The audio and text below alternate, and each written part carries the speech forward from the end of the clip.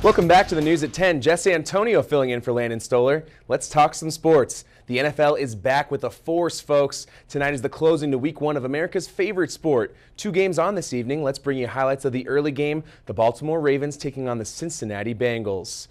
17-year vet Ray Lewis, his eye black honoring the late Art Modell, former Ravens owner. First quarter top 3 fantasy pick Ray Rice gets the handoff and goes right up the middle for the 8-yard score. Celebrates with a little flex. He must work out. 10-zip Ravens. Second quarter now, Ravens QB Joe Flacco flings it up and it lands perfectly in the hands of receiver Anquan Bolden for the touchdown. Flacco may be gearing up for a career year. 17-3 Ravens. More Flacco? Yes, please. Throwing the tough pass off his back foot to ginormous tight end Dennis Pitta. You can't put a 5'8" corner on him. 24-13 Ravens now.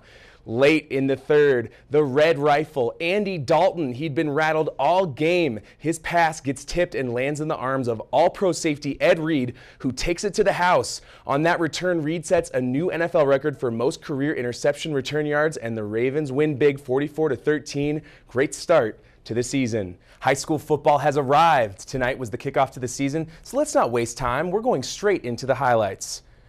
Jump around. Sentinel in white, Hawks in black. First quarter, Hunter Gapmayer takes it for the short yardage score, and it's 7-0 Hawks. Second quarter now, same score. Will Wire drops back for the bomb, and it's picked off by Austin Violette of Sentinel.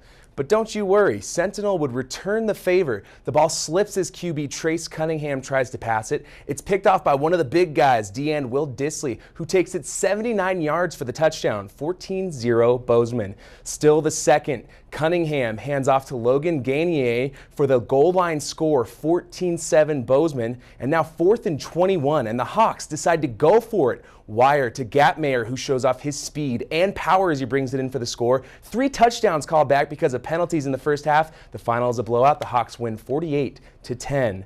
Now let's head to Butte, America, where the Bulldogs are taking on CM Russell. How's this for a scoring play? Dallas Cook out of his own end zone tosses it to Tyler Roth, who takes it 96. Yes, I said a full 96 yards, almost the entire field for the touchdown. Butte trails 13-7. Quarterback Dallas Cook, is he a mobile QB? You tell me. He scores on the draw play to give Butte the slight lead, 14-13, and Bo Taylor takes the handoff and muscles it into the end zone to give Butte the 21-13 lead. Butte wins this one 41-20.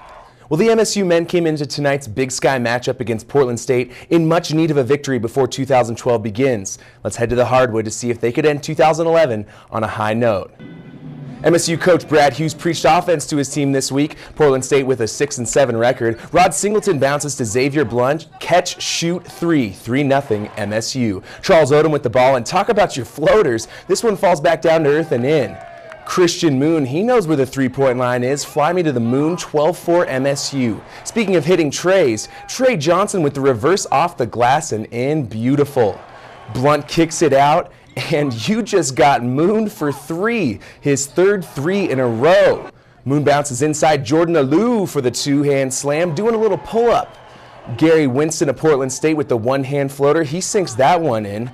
Blunt darts his way through the paint, gets smacked, still gets the layup to fall, lets the crowd hear it. Rah! And MSU wins at 86-73 for their first Big Sky Conference win. They're 6-7 on the season. We'll take a big whiff, Bobcat fans. Can you smell it? MSU football is in the air. We're just over 2 weeks away from game day under the lights on the 30th, but before then, MSU has a scrimmage to get ready for. With just 16 days until game time, the Bobcats are putting in the work to back up that preseason number 4 ranking by the Sports Network.